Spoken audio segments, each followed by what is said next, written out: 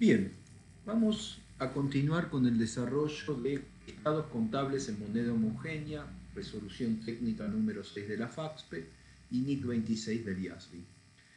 En esta quinta parte, nosotros en el módulo anterior habíamos empezado a desandar la reexpresión de activos y pasivos y habíamos trabajado, digamos, exclusivamente el tema de, digamos, las correcciones que, digamos, corresponde efectuar cuando uno utiliza costos de reposición o de reproducción en relación a que la base del precio de última compra que uno utiliza para establecer el costo de reposición de mercaderías de reventa o de materias primas, materiales y otros insumos, tiene que ser descontado a efectos de depurar los costos financieros implícitos, porque, digamos, si no se operaba de esa manera, existe el riesgo de sobrevalorar la medición de los stocks, porque la distorsión del componente financiero implícito no devengado se está trasladando a todas las unidades en existencia que se están costeando, digamos, mediante ese mecanismo. Entonces vamos a continuar con los bienes de cambio medidos a costo histórico. Vamos primero a localizar el tema. Si son, digamos, entidades que no aplican NIF, o sea, que aplican normativa nacional, resolución técnica número 17, normalmente, digamos, solamente se habilita a utilizar el costo histórico en caso que la aplicación de valores corrientes resulte imposible o bien impracticable. Con lo cual normalmente, aparte, digamos, por comodidad, por un tema de costo-beneficio de la información contable, es más sencillo aplicar valores corrientes. Ahora bien, las entidades que aplican NIF, sea porque cotizan o que elaboran reportes a sus casas matrices sobre la base de las NIF, la NIC 2 inventario, vimos en los módulos correspondientes que, digamos, el criterio general de medición es al costo. Con lo cual, digamos, todo el esquema de reexpresión, digamos, de los bienes de cambio cuando se miden al costo, habíamos visto que la fecha de anticuación es la fecha de compra. Con lo cual, digamos que de acuerdo al método de asignación de salidas de inventario que utilicemos, va a variar, digamos, la fecha de anticuación. Entonces vamos a empezar con un primer mini caso donde, digamos, la compañía va a reexpresar las mercaderías de reventas que mide al costo y utiliza como criterio de asignación de salidas de inventario primero entrado, primero salido. Entonces, el cierre de ejercicio es diciembre X2, las unidades en existencia son 10 unidades del producto A, y nos dan el detalle de las compras del ejercicio, con la cantidad de unidades y sus respectivos precios unitarios. La medición al costo histórico es de 84 pesos, ¿sí? Que corresponde a 2 por 12,50 más 3 por 10, ahí tenemos 5, más otras 5 unidades costeadas a 5,80. Y a partir de ahí nos dan los índices de precios internos al por mayor, otra vez subrayamos, supuestos, ya dijimos que es una combinatoria en la actualidad con el IPC nivel nacional. Y nos dan el valor recuperable de los bienes de cambio en 14 pesos por unidad. Entonces, ¿cómo es la metodología para anticuar? Nosotros, como es la primero entrado, primero salido, las existencias al cierre tenemos que armarlas encadenando existencias a partir, digamos, de las últimas unidades. Entonces nosotros tenemos que armar 10 partiendo de las últimas compras, con lo cual las 2 de diciembre entran, las 3 de noviembre entran y hay 5 unidades de octubre que vamos a costear a 5,80. Entonces ahí armamos las 10 unidades.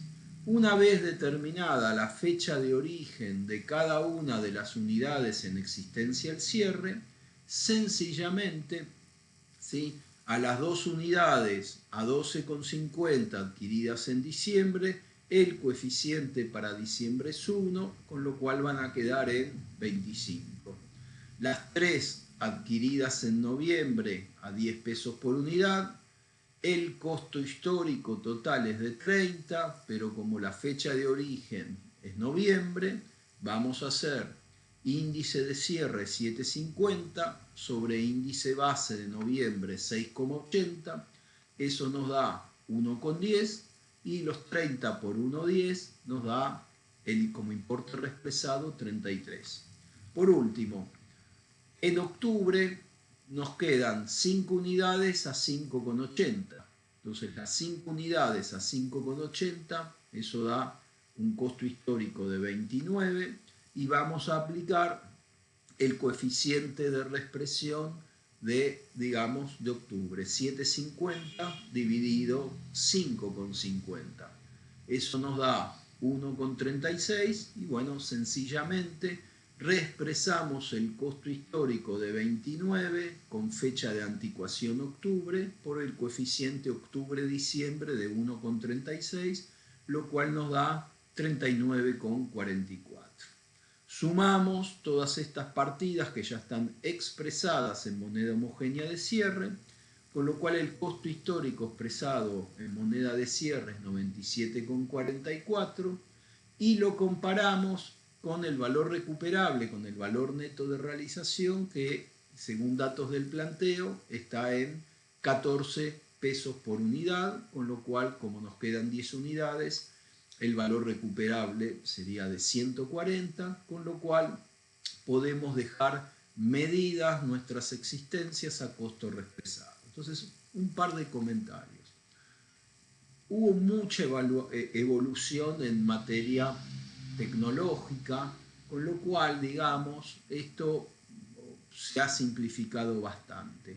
Pero ustedes imagínense digamos, en las décadas del 80, si uno tenía, digamos, una empresa, no sé, Arcor, entonces, o Bonafide, no sé, o algunas de las empresas, digamos, de consumo masivo, que tienen, digamos, infinidad de artículos, infinidad de existencias, y uno tiene que andar, digamos, de alguna manera, anticuando cada una de las distintas familias o líneas de producto, depende cómo quiere hacer el trabajo, ¿sí?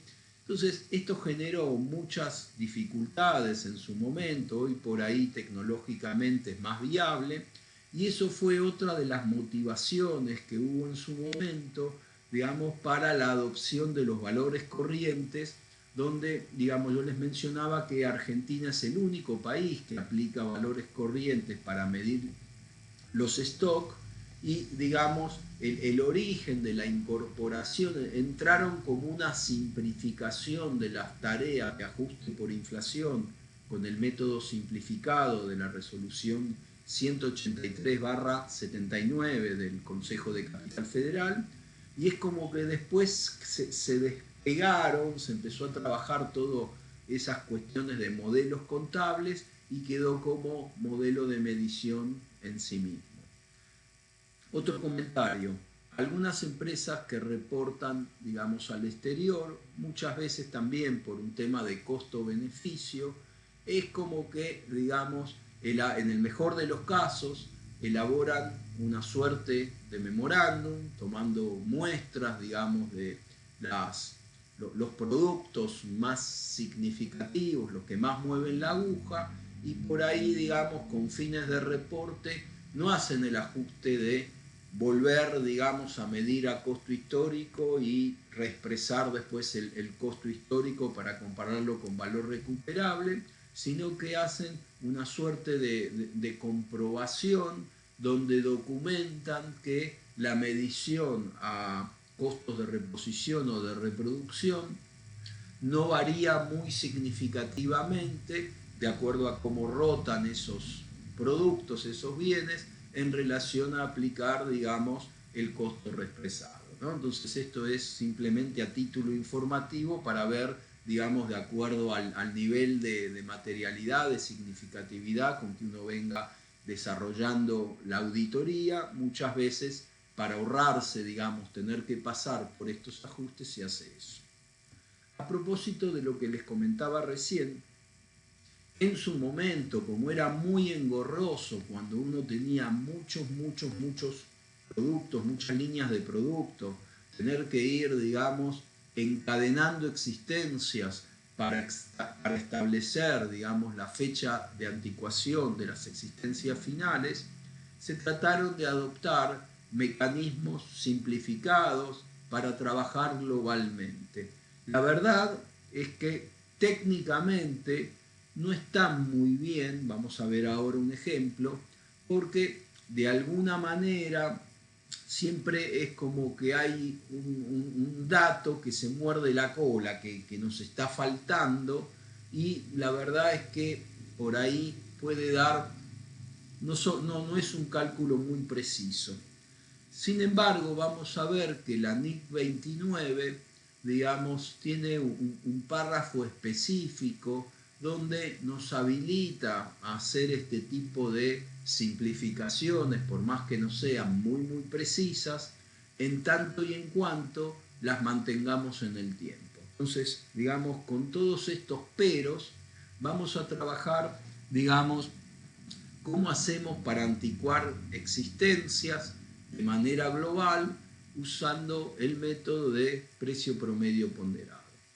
Entonces estamos cerrando diciembre X2, tenemos el dato de las existencias al inicio del ejercicio en moneda homogénea del inicio de 60, tenemos las existencias al cierre, donde tenemos la medición histórica y es justamente, tenemos que determinar de alguna manera la fecha de anticuación de estas existencias al cierre para poder reexpresarlas, y tenemos las compras del ejercicio a valores históricos y el BNR. Y a partir de ahí nos dan, digamos, supuestos de la evolución del índice de precios internos al por mayor.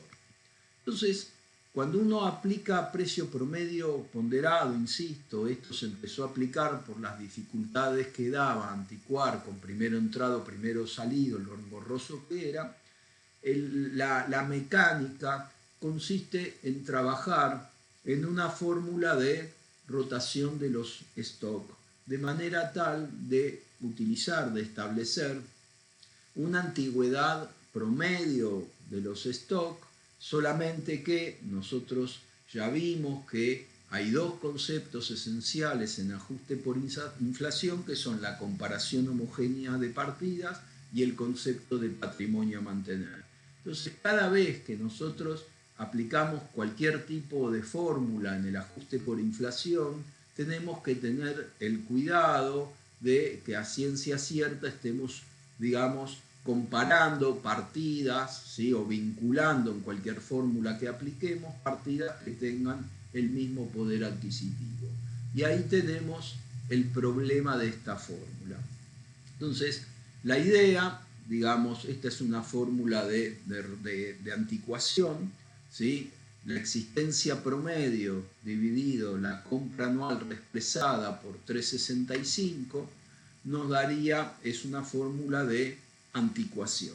Entonces, la idea es, en la medida de lo posible, trabajar, respetar lo más posible, digamos, el esquema de comparación homogénea de partidas.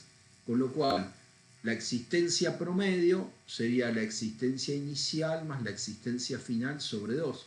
Ahora bien, tenemos que, digamos, comparar peras con peras, y ahí viene el primer problema. La existencia inicial, como de una u otra manera la tenemos expresada en moneda homogénea del inicio, la podemos correr por el coeficiente punta a punta. Entonces, la existencia inicial según el planteo, moneda homogénea del inicio es de 60.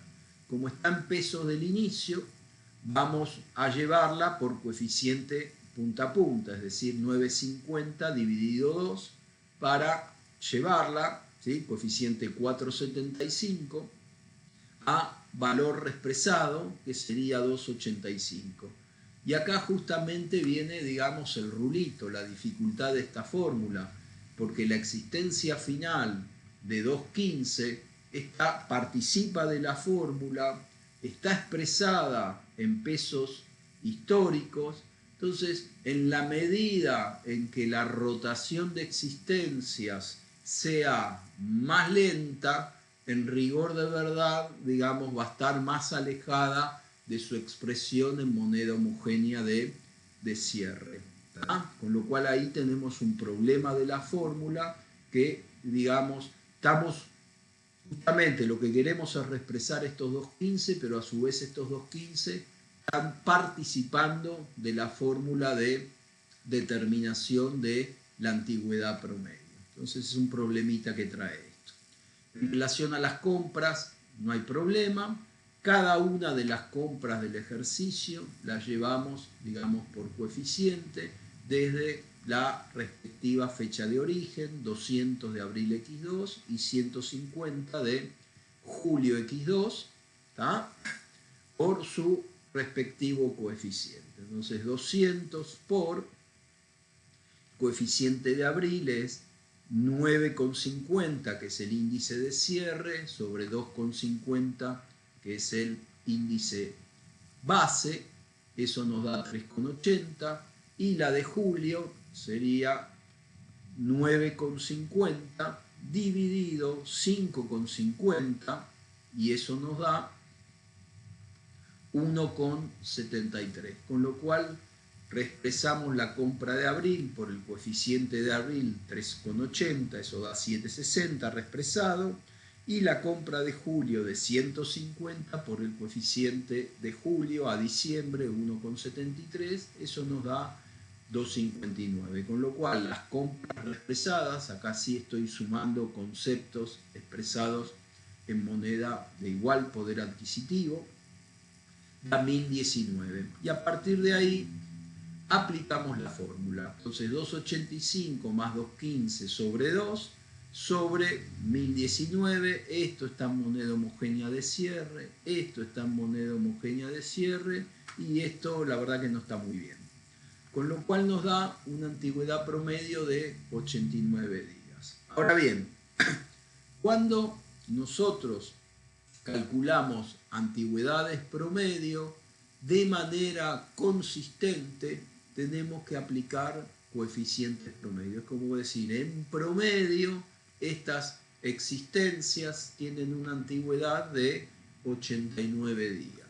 Con lo cual, a efectos de la reexpresión, le vamos a dar como fecha de anticuación el promedio de octubre, noviembre y diciembre, con lo cual armamos ahí 90, nos da 89, digamos, los 90 días, y los 2,15 los vamos a reexpresar por un coeficiente promedio, que va a ser el índice de cierre 9,50, dividido el índice base, que va a ser el promedio, digamos, del último trimestre. En este caso va a ser 8 más 9 más 9,50 dividido 3.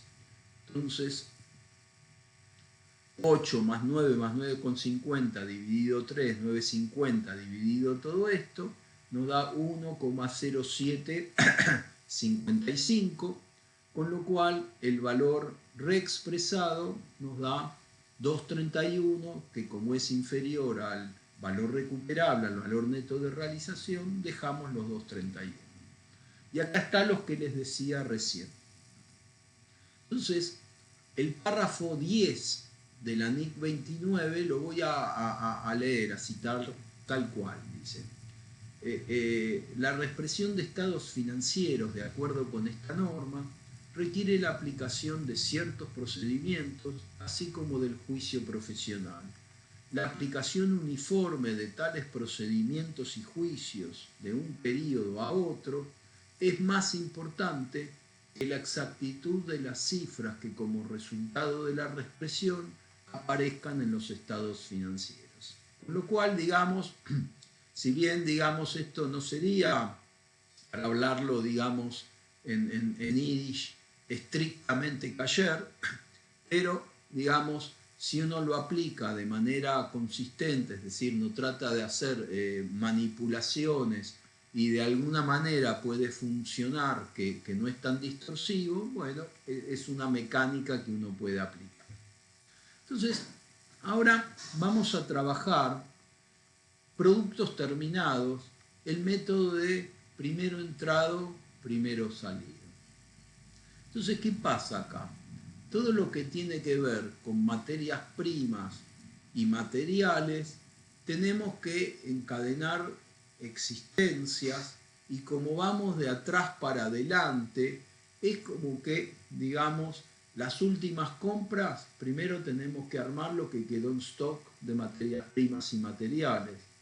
A partir de ahí, las compras anteriores van a integrar las materias primas y materiales que están incorporados en los productos en proceso. Y recién a partir de ahí vamos a anticuar las materias primas y materiales que corresponden, digamos, a los saldos de productos terminados. Después, en relación a la mano de obra y a los gastos de fabricación, ¿no? De acuerdo a las bases de distribución, a la manera en que se costee, que normalmente cada empresa realmente es un mundo la manera en que costea, pero la idea es que uno tiene que tener identificados en qué meses se fabricaron las existencias que están, digamos, al cierre del ejercicio. O sea, cuánto dura el proceso productivo de la compañía y en función a las existencias que hay en stock, poder establecer, ¿sí?, la proporción en que fueron trabajadas en, digamos, los últimos meses. Entonces vamos a hacer un mini caso para de alguna manera, digamos, poder establecer la fecha de anticuación de los productos terminados. Cerramos ejercicio en diciembre de X2. Nos dicen que los productos terminados en existencia al cierre se fabricaron en los meses de noviembre y diciembre con igual nivel productivo. Las entidades normalmente tienen políticas de estoqueamiento, con lo cual de alguna manera documentar este tipo de información debería ser sencillo.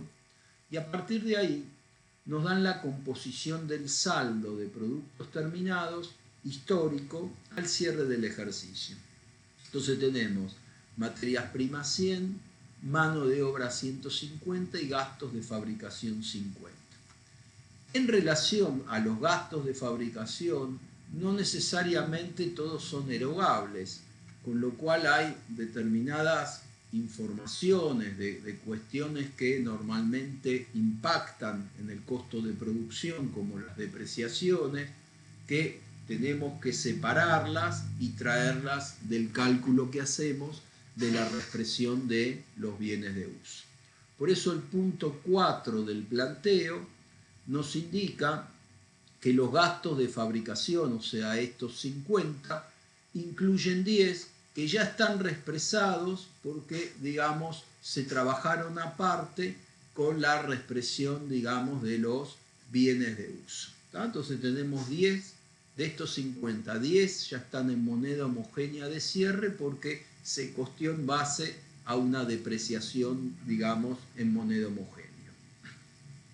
Nos dicen que el ciclo productivo es inferior a un mes y nos dan el saldo de la cuenta histórica de materias primas que al cierre ascendió a 100.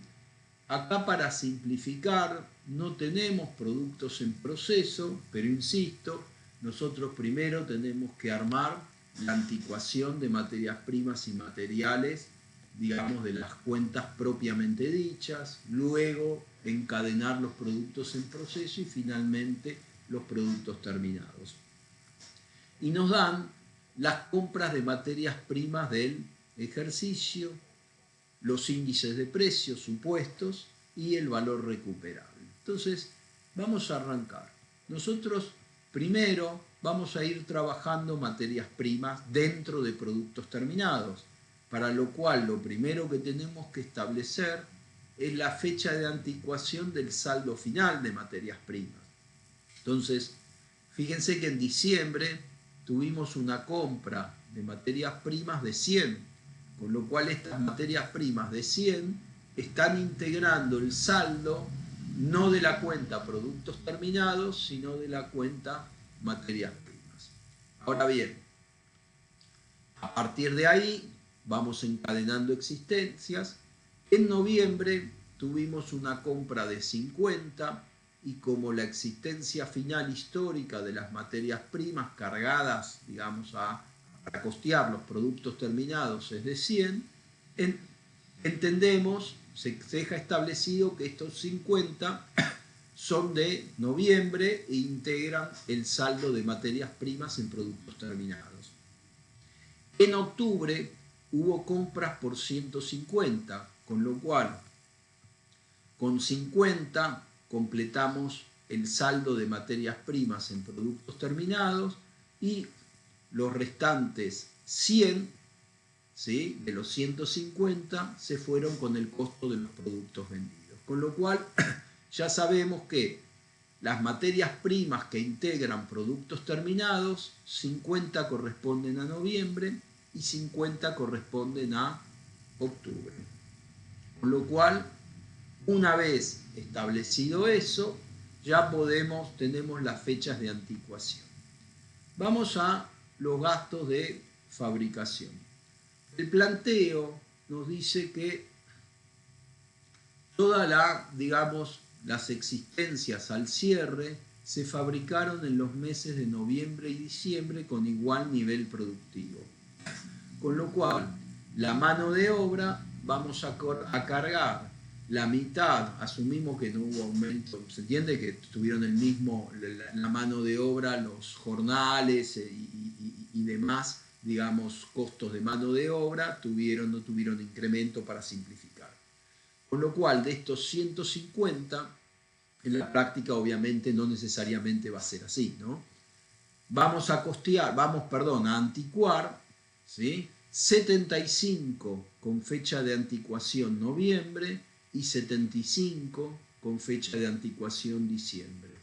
Como normalmente los gastos de fabricación erogables, ¿sí?, se descargan, ¿sí?, con, digamos, en función de una distribución de horas hombre o de horas máquina, de los 50 que tenemos ahí en gastos de fabricación, sabemos que, acá hay un error, estos son, perdón, tenemos 20 y 20, ¿no? 20 y 20,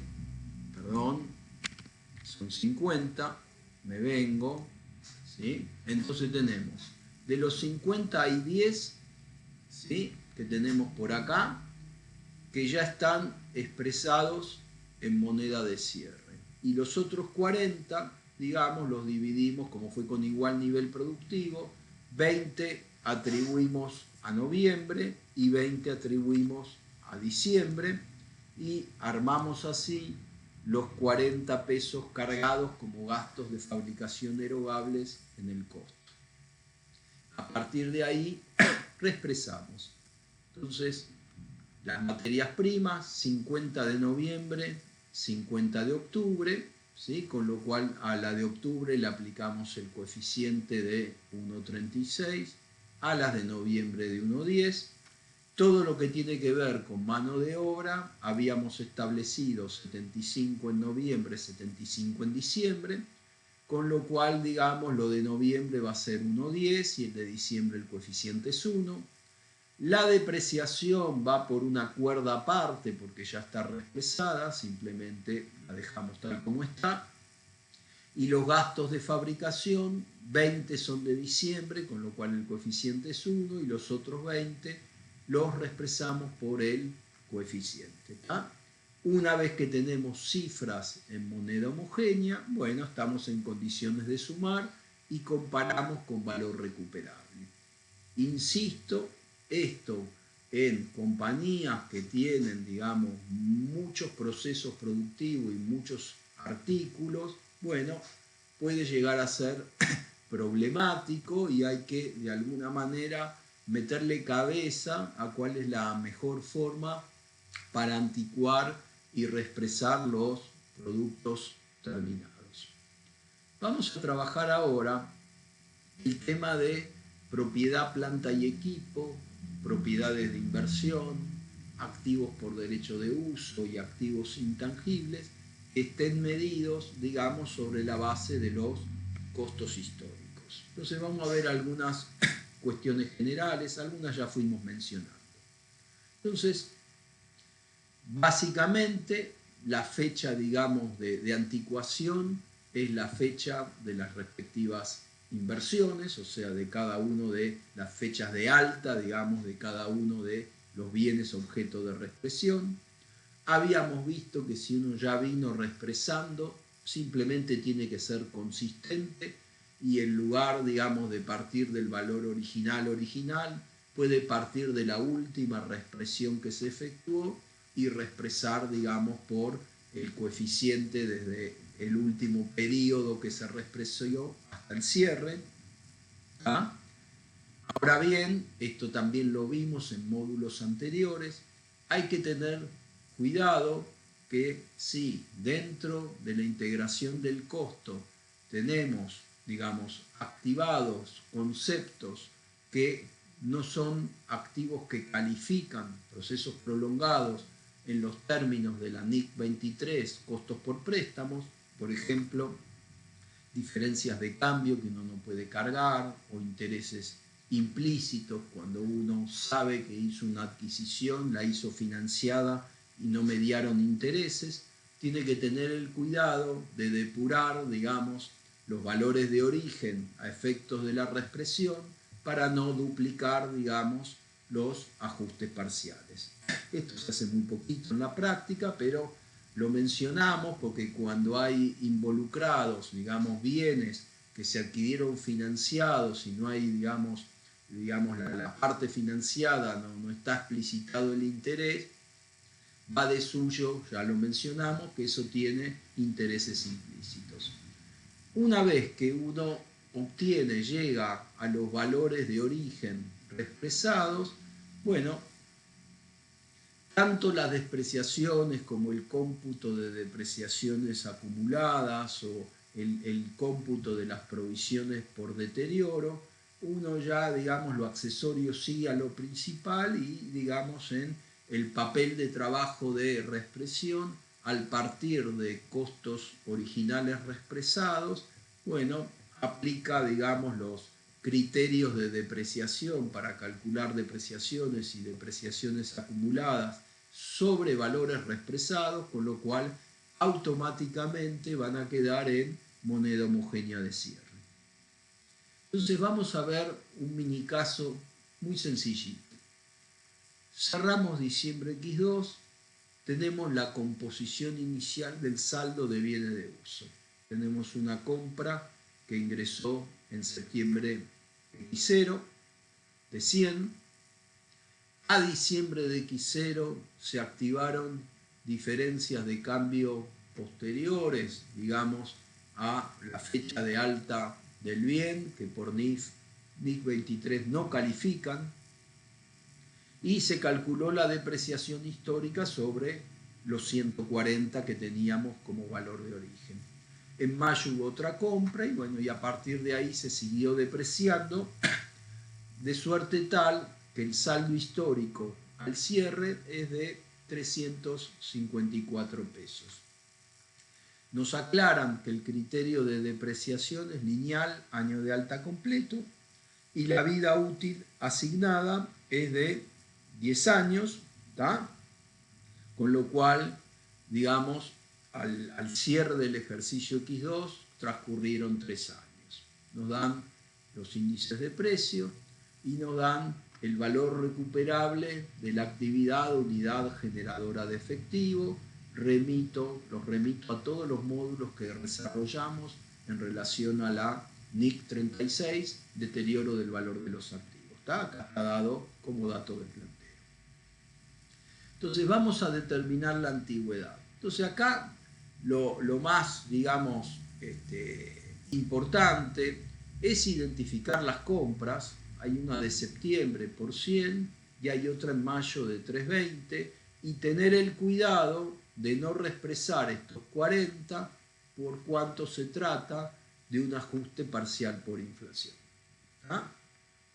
Con lo cual, ya sabemos que la activación no se reexpresa, va a quedar subsumida por la reexpresión que hagamos de los valores originales que sí califican para su reexpresión, y a partir de ahí vamos a tener un papelito de trabajo, sea en un Excel o volcado, digamos, a un sistema, con, digamos, una estructura en cierto modo parecida a esta, ¿no? La fecha de origen, el valor de origen, ¿sí? Septiembre, entonces vamos a tener 100 y vamos a tomar el coeficiente 40 dividido 5, eso nos da 8, y la otra compra es de mayo de X1, que es 40 dividido 20, que es 2.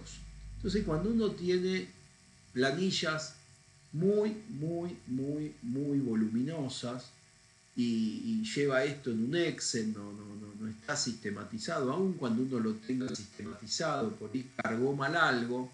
Entonces, insisto en que la comprobación del RECPAM hecha aparte, o del REI hecha aparte por la vía de los monetarios, es muy importante para identificar metidas de pata, donde a veces uno cargó mal una fecha de origen y esto te puede dar una diferencia monstruosa, o digamos procesó mal o sumarizó mal. No se olviden que hay compañías que tienen listados y listados y listados, digamos, de activos fijos, ¿está?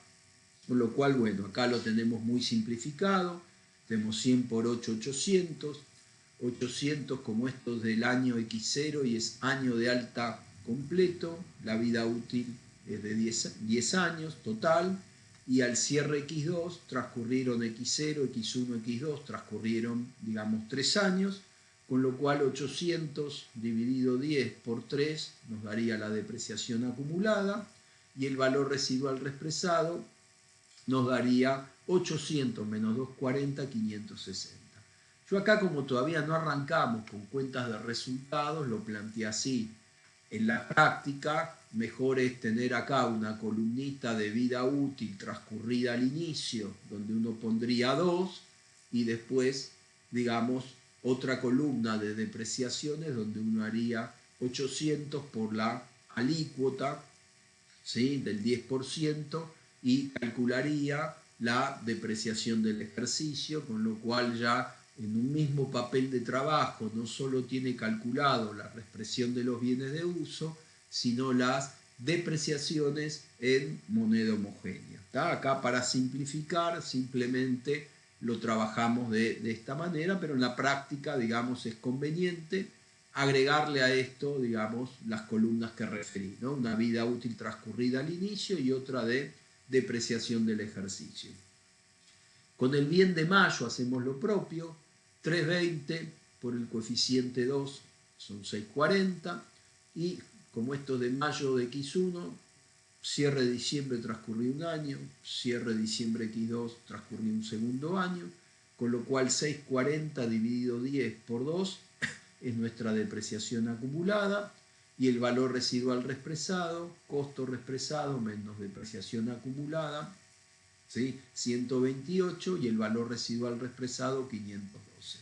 También es muy importante, yo no lo estoy metiendo acá, que nosotros ya sabemos, ya vimos que la reexpresión de los activos fijos, salvo esa excepción, esa opción que trae la FAXPE para los terrenos, todo lleva impuestos diferidos, con lo cual la diferencia entre el valor residual reexpresado, nosotros por acá o en algún lugar del papel de trabajo, normalmente por acá, tendríamos que tener los valores residuales históricos de forma tal de, en una columna adicional, calcular el pasivo por impuestos diferidos que se genera por la reexpresión a moneda de cierre, que después contra el pasivo por impuestos diferidos al inicio, llevado por coeficiente punta a punta, nos va a permitir determinar el efecto neto del impuesto diferido en términos reales. O sea, uno ya cuando trabaja este tipo de papel de trabajo, bueno, siempre es bueno tener, como decíamos, una columna de depreciaciones, columnas donde acá yo partí del valor origen, pero podría tranquilamente tener esto mismo en relación a los valores de origen históricos y tener el valor residual histórico de manera tal también de tener un chequeo, un total de control de si procesé íntegramente toda la información contable, que eso es muy, muy importante a la hora de reexpresar, y aparte agregarle por acá una columna más con el cómputo del pasivo por impuesto diferido que determina la reexpresión a moneda de cierre. Una vez que hemos reexpresado todo, esto nos dio 1072, como el valor recuperable es de 2000, bueno, se adopta el costo reexpresado por ser inferior.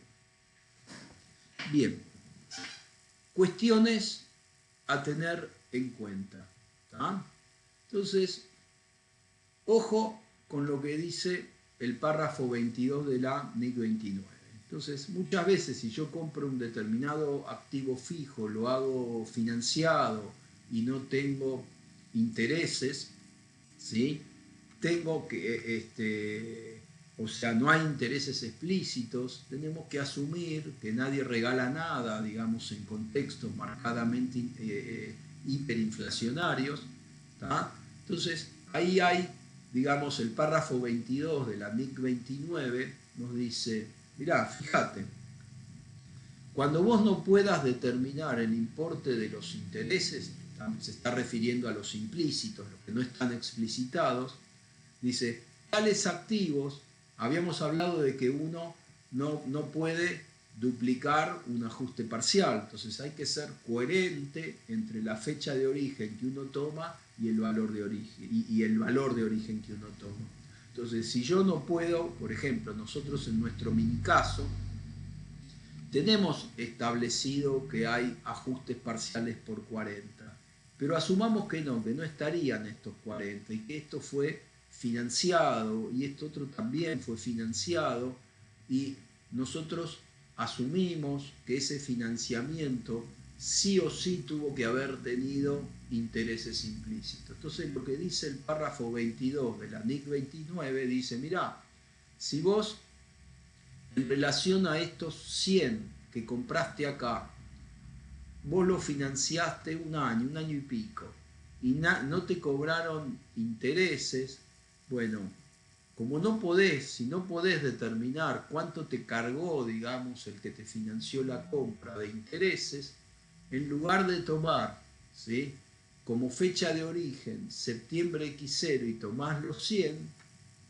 tomá los 100, pero como sabés que eso tiene componente implícito futuro no devengado, no tomés como fecha de origen septiembre X0, sino tomá como fecha de origen, ¿sí?, el año y medio posterior, donde vos finalmente cancelaste estos 100 pesos. ¿Entiendes? Como un mecanismo práctico para poder depurar componentes financieros implícitos. Estamos hablando de cuestiones que son muy, muy materiales, cuando no se pueda establecer cuánto cargaron los proveedores. La otra cuestión de detalle que trae el apartado 16 de la NIC 29, ya la hemos mencionado cuando hablamos de la reexpresión del patrimonio neto al inicio, moneda homogénea del inicio. Hay veces que las entidades, digamos, no disponen de un, digamos, registro detallado con las fechas, digamos, de adquisición de los distintos activos fijos. Entonces ahí te habilitan a utilizar una evaluación de un profesional independiente para establecer, digamos, cuando uno, normalmente esto va a ser cuando uno arranca, cuando uno quiere determinar el patrimonio neto inicial del comparativo. Entonces te dicen, bueno, utilizar una medición independiente de los bienes, fijar una vida útil, digamos, restante, que normalmente también es otra de las funciones que hace el tasador, y a partir de ahí utiliza esta medición como costo atribuido y arranca desde ahí.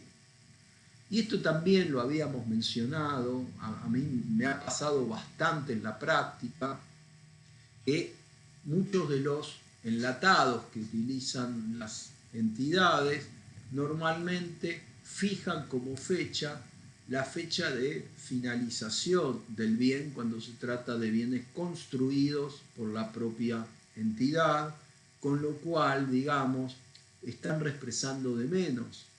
La idea es que uno tiene que identificar todos los anticipos que fijan el precio de los bienes, más todas las inversiones efectuadas en la obra en curso, más todos los intereses de la aplicación de la norma de costos por préstamos, que vamos a ver cuando veamos los temas especiales, y lo tiene que reexpresar desde las respectivas fechas, con lo cual, digamos, hay que tener mucho cuidado con, digamos, cómo trabajan estos sistemas y qué fecha de origen le están dando, porque, digamos, a mí me ha pasado en la práctica que las diferencias entre hacerlo de una manera u otra, bueno, son muy materiales.